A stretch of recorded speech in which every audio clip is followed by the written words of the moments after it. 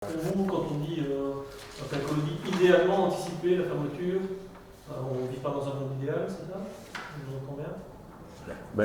Ça ne veut rien. Pour nous, ça ne veut rien dire. Nous, on demande la fermeture immédiate des réacteurs les plus dangereux. Et pour nous, il y a 5 réacteurs dangereux, donc les 2 fissurés et les 3 obsolètes, pour des raisons différentes. Mais ces 5 réacteurs sont grosso modo aussi dangereux les uns que les autres. Et donc, nous menacent d'un accident majeur. La probabilité, chaque seconde qui passe, augmente. Et voilà, nous on pense que bon, et un accident majeur en Belgique, c'est la fin de la Belgique, c'est fini. Quand vous voyez... il faut quand même expliquer qu'évacuer la Belgique est quasiment impossible. Oui. C'est impossible.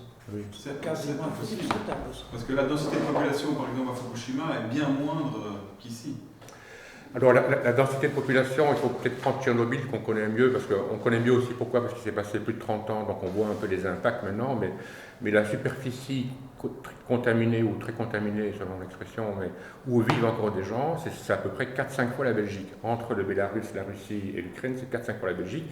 Heureusement, entre guillemets, la densité de population est presque 10 fois moindre qu'en Belgique là-bas. Donc, mais vous voyez, c'est quand même une superficie de 4-5 fois la Belgique. Donc ça concerne, selon les chiffres, entre 5 et 10 millions d'habitants. Et ces gens-là vivent dans la merde, il n'y a pas d'autre mot, dans la contamination permanente. Les enfants sont malades à plus de 80% dans cette région. C'est terrible. Il y a une citation de la directrice d'un hôpital qui se trouve à Stolin, à 240 km de Tchernobyl. Elle dit « Les femmes enceintes qui rentrent dans l'hôpital ont une pathologie à plus de 80%. Plus de 80% des femmes enceintes ont une pathologie. Les bébés à naître sont déjà handicapés au départ. Et donc, c'est pas étonnant, du coup, qu'on se retrouve avec une population d'enfants malades à plus de 80%. Mais il faut voir que c'est sur un territoire de 5 fois la Belgique. C'est terrible. Alors, les gens sont pauvres, donc ils ne peuvent pas partir. Ils sont obligés de vivre avec les moyens du bord et de s'alimenter avec de la façon dont ils le font d'habitude, notamment en s'alimentant à travers la forêt. Et ce sont les cueilleurs, enfin, ils cueillent beaucoup, ils chassent. Et tout ça est extrêmement contaminé. Et voilà. Le résultat est là. Donc en Belgique, qu'est-ce qui se passe si on a ça? Les gens riches quitteront la Belgique, c'est clair. Les pauvres s'accrocheront à ce qu'ils possèdent. Et puis il y a aussi l'attachement affectif, évidemment. Vous n'abandonnez pas votre région, vous êtes né, etc. Vous avez des relations, etc. comme ça, facilement. C'est ça la difficulté qu'on voit très bien à Fukushima pour l'instant. Les gens se suicident en quantité parce qu'ils ont dû quitter leur région et donc à laquelle ils sont très attachés. Au-delà du nucléaire, est-ce que vous ne pensez pas que c'est plus un modèle de société qu'on veut absolument pas remettre en question?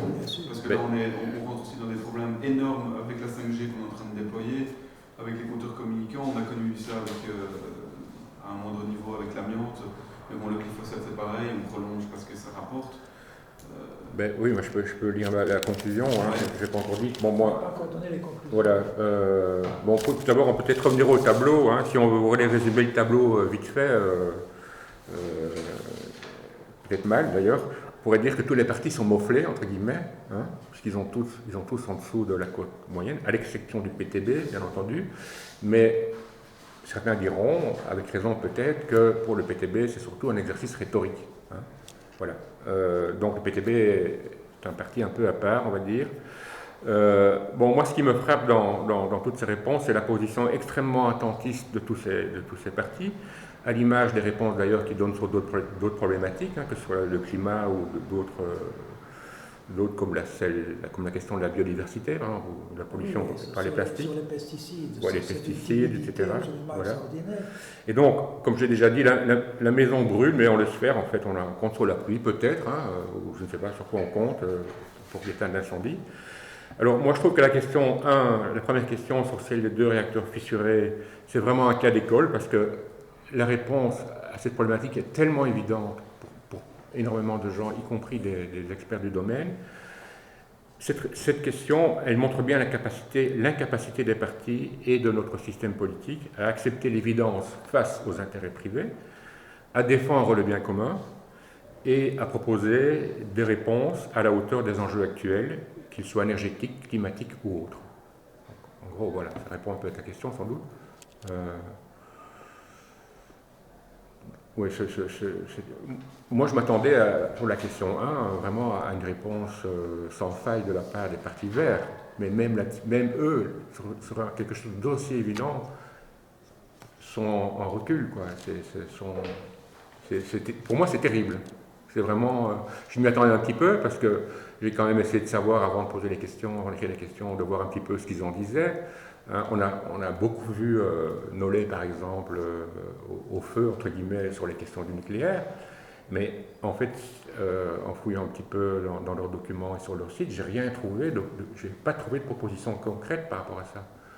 Donc voilà, donc c'est extrêmement décevant de la part de ces partis écolos, quoi. Donc pour revenir à ma question posée trop précocement, peut-on encore attendre quelque chose des partis politiques ? Mais je crois qu'on n'a pas le choix. Je pense qu'on ne peut pas faire confiance aux partis politiques, mais attendre quelque chose. Le mot attendre ne me plaît pas beaucoup. Je pense qu'il faut le forcer. En sachant que. Comment ? Ben comment ?